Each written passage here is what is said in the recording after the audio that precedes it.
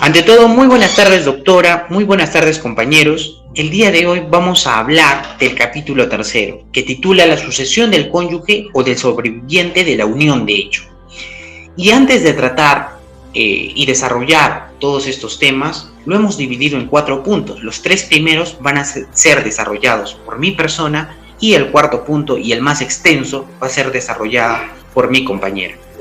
Ahora, sin más preámbulos, comencemos. Cuando nosotros nos referimos a la sucesión del cónyuge, nos estamos refiriendo a la posición que tiene el cónyuge dentro de la sucesión.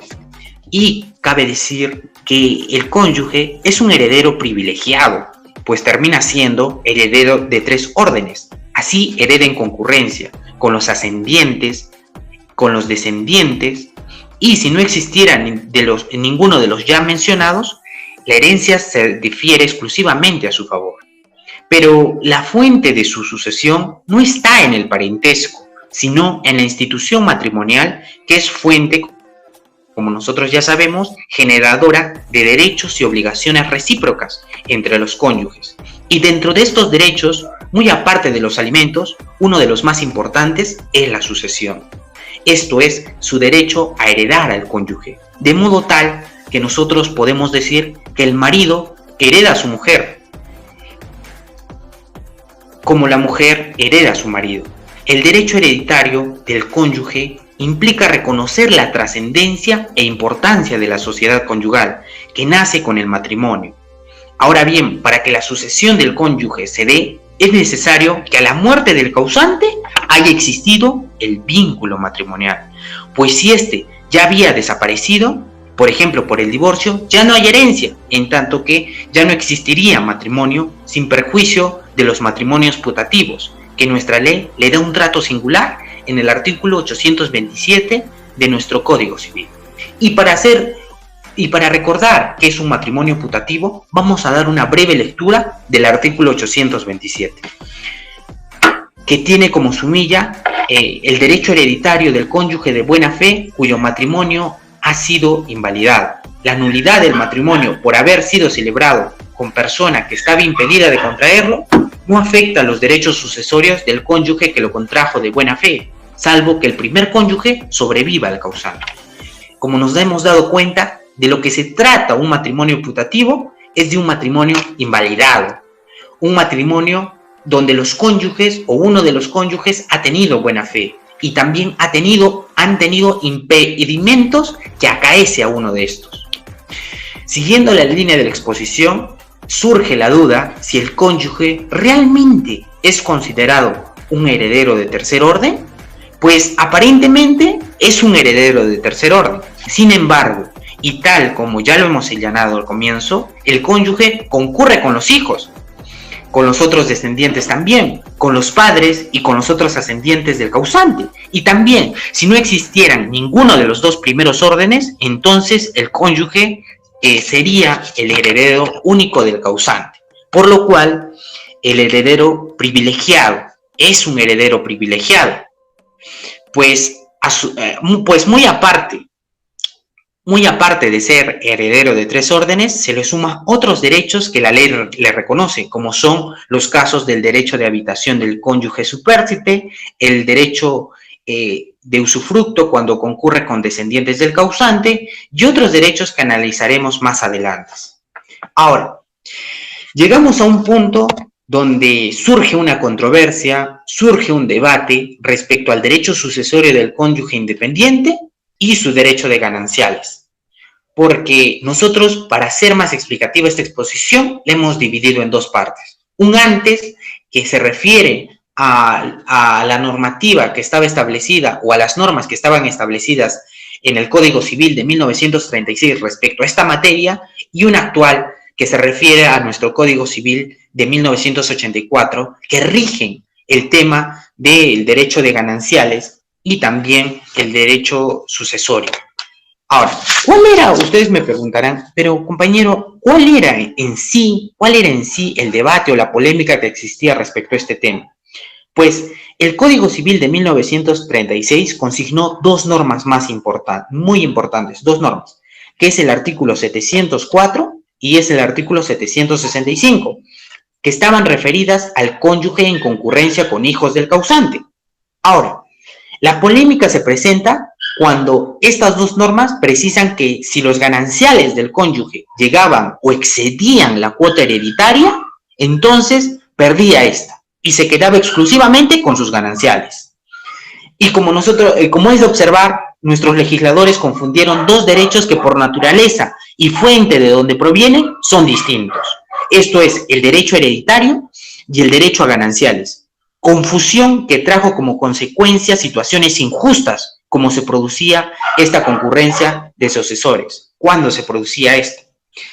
Ahora, todos estos hechos llevaron a que los legisladores del Código Civil de 1984 hicieran el distingo entre estos dos derechos. Y así tenemos como producto de todo esto el artículo 730, que precisa que la legítima del cónyuge es independientemente del derecho que le corresponde por conceptos de gananciales, provenientes de la liquidación de la sociedad de bienes del matrimonio. Entonces, claramente se está haciendo una distinción entre lo que se refiere a derechos de gananciales y lo que se refiere a la legítima del cónyuge, que anteriormente tenía que decirse, como ya lo he mencionado, si es que las gananciales superaban a la legítima que le correspondía al cónyuge, este ya no podía recibir la legítima, sino solamente se quedaba con el concepto de gananciales.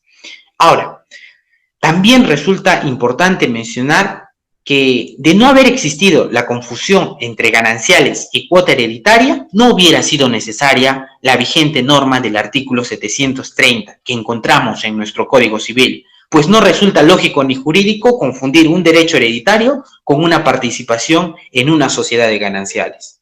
Le doy pase a mi compañera. Eso fue todo. Muchas gracias.